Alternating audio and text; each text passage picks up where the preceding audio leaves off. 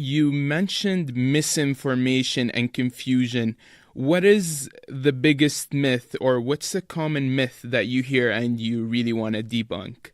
So there are, let's say, three huge myths that needs to be debunked. The first myth that has to be debunked is the thought that violent radicalization and terrorism are the same thing. They're not. The second myth that is very important is that today in most of Canadian societies, and actually most of societies, Western societies, when you talk about violent radicalization or extremism, people immediately think about Islamist violent radicalization. Even so, when you talk about terrorism, people immediately will think about Al-Qaeda, Daesh, and all these groups.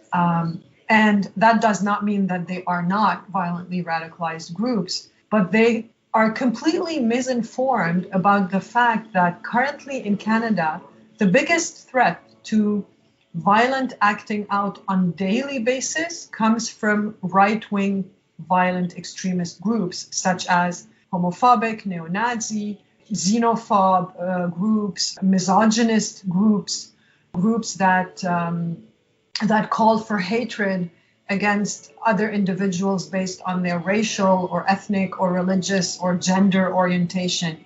These groups are very numerous in Canada, and although they may not do a huge spectacular event, they on daily basis do a lot or many violent actions, be it verbal violence or physical violence against individuals.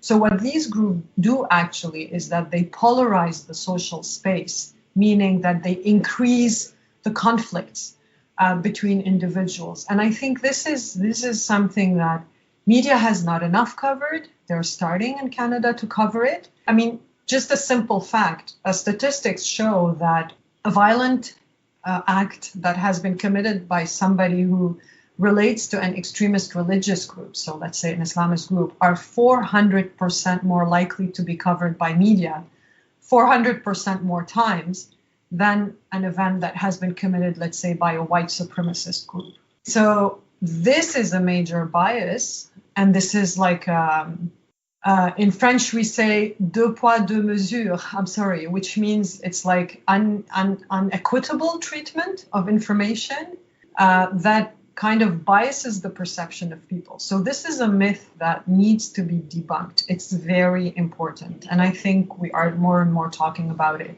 And I think the third myth that kind of needs to be kind of debunked is the fact that there's like a prototype of the violent radicalized individual, and that actually de-radicalization programs, then you put them into a de-radicalization program and that works, whereas data shows us that de-radicalization programs are actually programs that have very high failure rate and are very stigmatizing because often they focus on one group only. And I think we are more moving now into like a whole society approach. So people that need to be reintegrated and assisted in the areas of risks or vulnerabilities that they have.